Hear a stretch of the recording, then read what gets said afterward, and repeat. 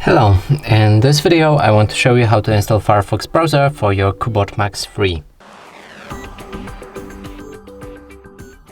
So in order to do this, let's open up our Google Play Store. Here we want to find Firefox Browser and simply install it.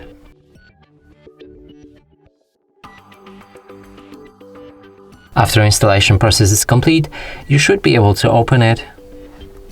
From here, choose any theme, pick a toolbar placement, change always on privacy settings, sign up to synchronize Firefox between other devices, read the privacy notice, click on Start Browsing. Now let's open any website, and as you can see, this browser works fine.